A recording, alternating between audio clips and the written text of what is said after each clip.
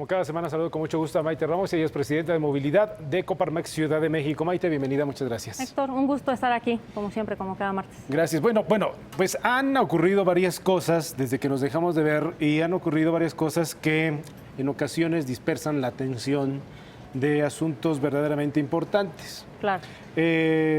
Nos enteramos la semana pasada de la desgracia que tuvo una ciudadana española que tuvo la necesidad de tomar un taxi, lo toma en la calle, ella cree que es un servicio seguro, por eso es que lo toma, y resulta que ese señor taxista pues es un delincuente porque la secuestra en principio en contubernio con otras personas, van al cajero y después se convierte en un secuestro completo y pierde la vida. Todo se origina por un transporte deficiente que es el del taxi. Sí. Sin duda el tema del taxi ha sido un tema muy polémico y sobre todo en los últimos años con la entrada de las famosas empresas de redes de transporte. Cuando estas empresas hicieron su estudio de mercado para entrar a México, la primera razón, ¿no?, en su evaluación de por qué podían entrar era por un tema de seguridad.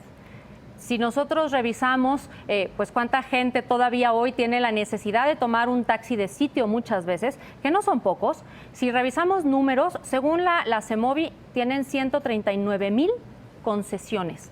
Es un mundo. 139,000 concesiones, de las cuales cerca de entre 75,000 y 80,000 estarán en un sitio, pero pues otras 60 están libres, andando por la calle. Sí. Más...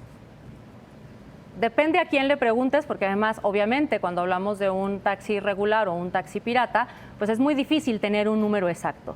Pero hay quien te habla de 30,000 y hay quien te habla de hasta 40,000. Es decir, que tenemos un parque de taxis de pues más de 200,000, que se mueven todos los días en la ciudad y que mueven alrededor de entre 1.3 millones de viajes diarios. Sí. ¿No? De los 49 que se realizan en la zona metropolitana. Pareciera que no son muchos de los viajes, pero sí tienen un gran impacto. Y un gran impacto precisamente, pero lo dices muy bien, el tema de seguridad en los taxis no está claro, porque a pesar de que haya toda una reglamentación en la ley de movilidad de cómo obtener una concesión, de lo que se debe de cumplir y de los requisitos, pues muchas veces... Por ejemplo, vamos a poner casos muy concretos. La renovación de la tarjeta, la renovación vehicular, la actualización o revisión del taxímetro.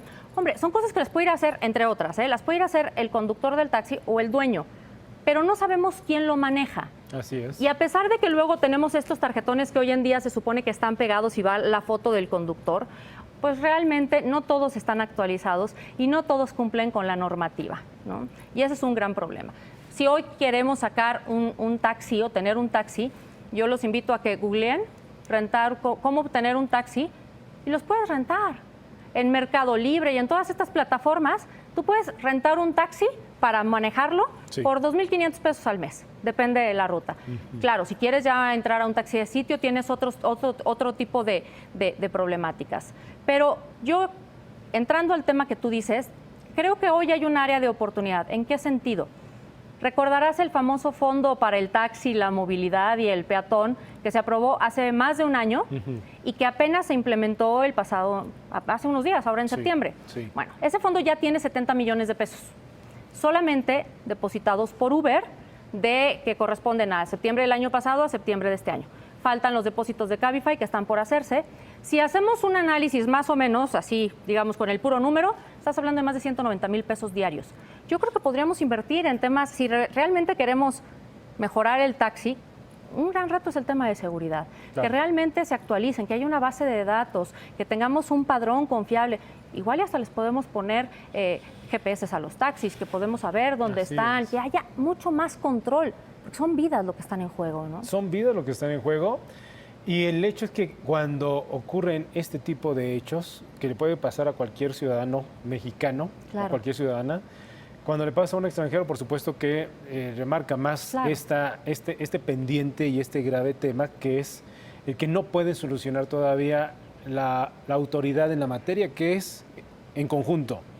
CEMOVI, Secretaría de Movilidad o Secretaría de Transporte o de Inmovilidad, como aquí le hemos mencionado, la Secretaría de Seguridad Pública, la Procuraduría de Justicia de la Ciudad de México. No pueden solucionarlo con la cantidad de taxistas irregulares que hay Claro. en la Ciudad de México.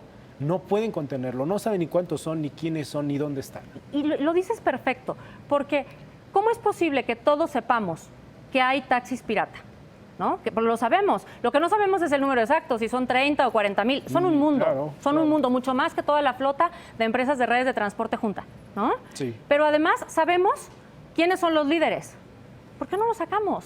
Así es. ¿Por qué no vamos por ellos y los sacamos? Y es una forma de contener de entrada pues, un foco de corrupción, perdón que lo diga, porque es un tema de corrupción, claro. y de inseguridad que lo tiene circulando todos los días en las calles. Y por otro lado, también volvemos a la discusión de cómo necesitamos elevar lo que hoy tenemos, o las condiciones que hoy tenemos en las concesiones de los taxis, para que realmente podamos elevar el estándar, y no se trata de competir con las empresas de redes de transporte, pero sí con ciertos estándares de evaluación que se hace a los conductores, de capacitación que hay, de exámenes médicos periódicos, que podamos nosotros tener una mucha más certeza en quién estamos poniendo, en qué manos estamos poniendo nuestra vida, porque cada vez que nos movemos en un vehículo son casi 4 toneladas, es tu vida la que está en juego.